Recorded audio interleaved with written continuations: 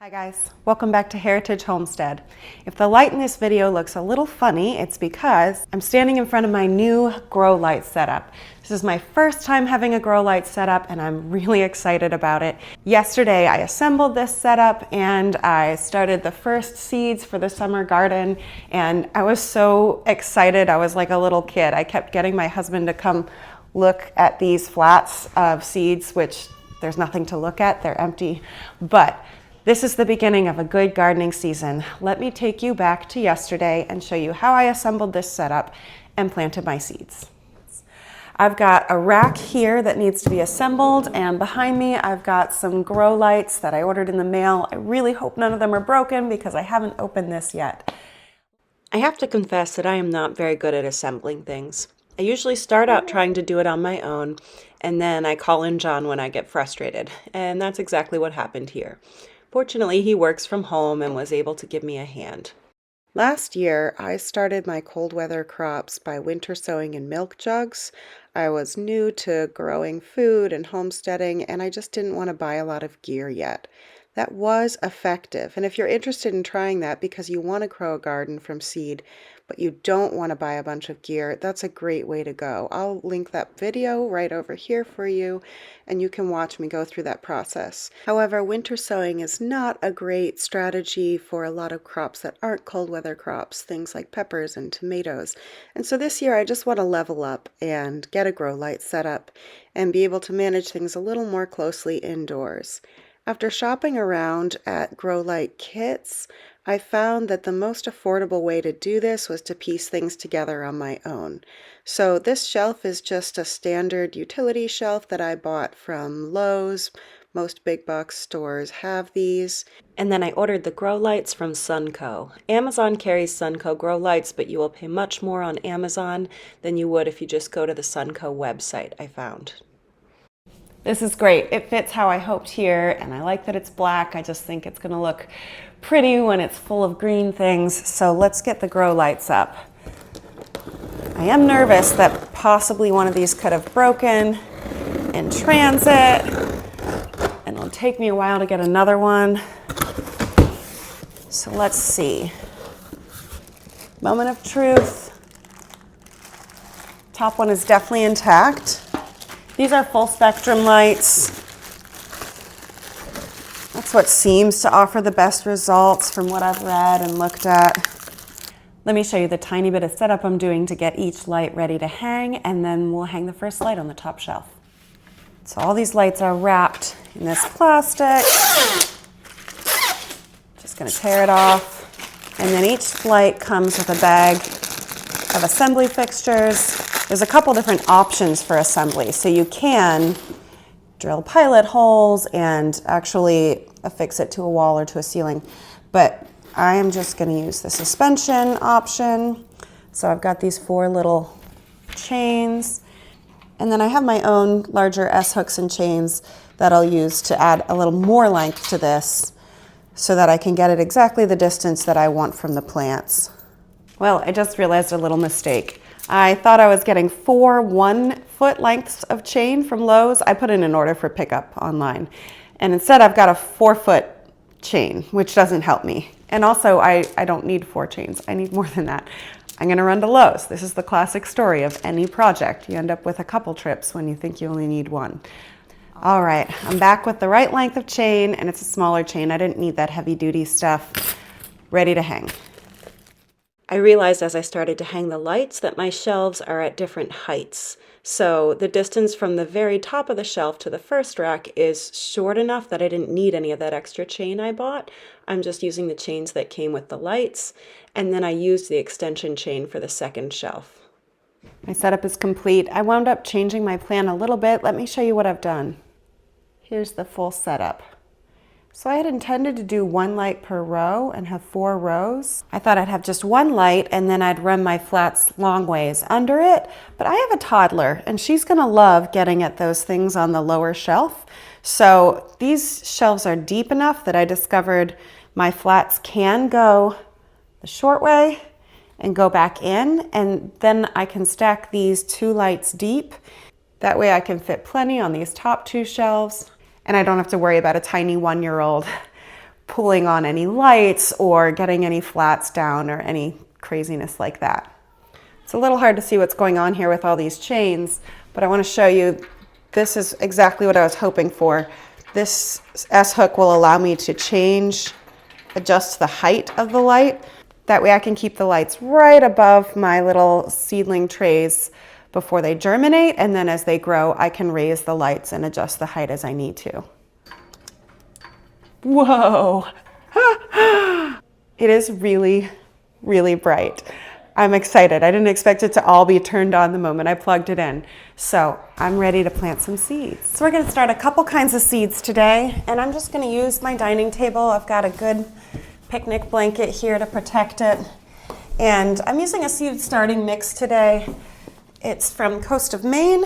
Eventually I'd like to mix up my own seed starting mix, but I'm keeping it simple this year because I'm just getting started with my grow light setup. I also think I might eventually like to learn to make soil blocks.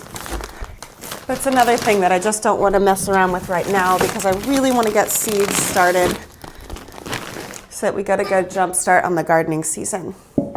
So let me show you what we're going to plant. I've got onions. I grew onions last year, but I want to do more this year. So I did some research into which onions are really good for long-term storage. So these are Patterson. I'm really excited to give those a try. I think that's the thing I'm most excited about planting today. I've also got some red onions. I don't actually remember what variety they are, and unfortunately the packet doesn't say. So it'll be a surprise. Then I've got some spinach. My mom grew this variety last year from Baker Creek, and I loved it. I liked it more than the spinach that I grew, so I'm excited to give that one a try. We're gonna grow some lettuces, 2 different varieties from Botanical Interests. I wanna do some red cabbage. I grew green last year, but my family loves red, and I've never grown it. And some broccoli, that's a staple for us. We eat it at least once a week. And some Napa cabbage. I've never grown Napa cabbage either. So let's get started. This is so light and fluffy. Exactly what I want from a seed starting mix. No weight whatsoever. I got these trays on Amazon. There's 40 cells per tray. And I'm looking at my grow light setup and just thinking how many plants I'm going to be able to fit on this rack.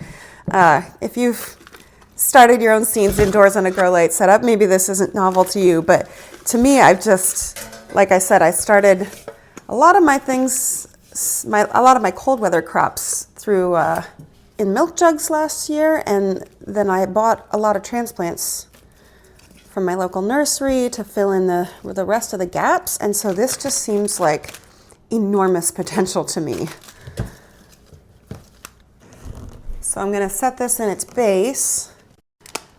I'll fill up about 4 of these, and then I'm going to soak them in water for a bit before I plant.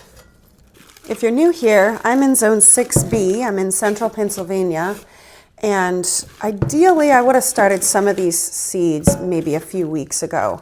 For example, the broccoli can tend to bolt and be vulnerable to pests when the weather's warmer, so I really want to take advantage of all the cool spring weeks. But I think it's okay that we're also starting now. This has been a tough winter. It has been colder than usual, and I think it's probably safe to say that we'll be on the later end of our final frost date.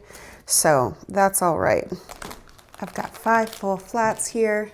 That's enough for what I want to do today. I'm going to fill these trays with water and let the soil soak up some of that water so that it's nice and damp for planting. All right, the soil has had a chance to soak up that moisture. It's ready. I'm going to start with the onions. These seeds are so tiny. The packet said it had 50 plus seeds, but I'm not sure if that's looking like 50 to me. I might buy somewhere else next year. All right, I'm gonna do about 4 seeds per cell. I bought my onions as transplants last year, but I found that they responded really well to being separated. There were a lot of plants per cell when I got them last year, and it was not an issue. So I'm going to load these up a bit. I do have a second packet of these. Like I said, these are Patterson onions. I read that they have a really good balance of flavor and storage capacity, or long-term storage ability. Last year I grew about a 3-month supply of onions. I'd really like to grow a 6-month supply this year. As a gardener, it can be tempting to think of starting things from seed as a badge of honor, like that makes you a real gardener. And I try to avoid that mindset. There's nothing to prove in the garden. But there are 2 good reasons to start things from seed. First of all is the savings. It cost me some money to get this grow light set up, but by next year I will be saving money. I will have offset the cost of the setup. And then the second reason, to me this is the biggest draw, is that it frees you up to grow whatever varieties you want. For example, last year I grew candy onions because that's what my local nursery sold, and they're delicious, but they're not good for long-term storage. If I want to grow onions that'll be good for 6 months, I need to start them from seed on my own. I'm going to lightly cover these seeds with a layer of soil. They really are so tiny, they don't need to be planted deep, so this is the easiest way to get them submerged. So I'm just going to lightly mist all of this so I can water it without disturbing it. May I? You told me what do you want to do, bud? Oh, you want to spray? Yeah. Let me put the seeds in, and then it'll be your turn to spray. Jamie boy, would you like to turn on the lights? All right. Okay, this is going to be our spinach and lettuce tray. All right? Okay. I haven't started spinach from seed before. Didn't expect the seeds to be so large. I thought it would look like lettuce. You got to go in order so that we know which ones have seeds in them. So daisies. It's okay. We'll do one more row. Can you put 2 right here? Yes. And then 2 right here. Great. 2 more. You're very careful, bud. Okay. Let's do some sprinkling.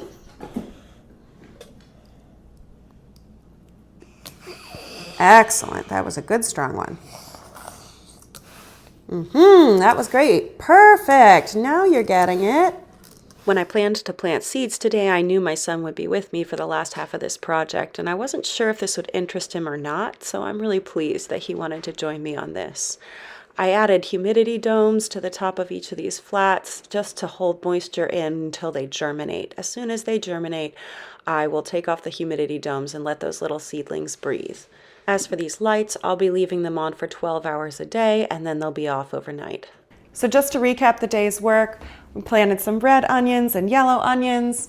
We planted Napa cabbage and red cabbage and broccoli, almost forgot.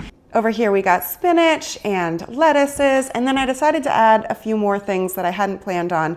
So we've got some bull's blood beets, golden beets, and kale in this flat. If you're curious to see these progress as they sprout, you can find me on Instagram at The Heritage Homestead. I post more frequent updates on there. Thanks for joining me today. If you're growing anything right now or about to start growing something, I wish you the best of luck. Let me know what you're hoping for this gardening season. Take care. Bye.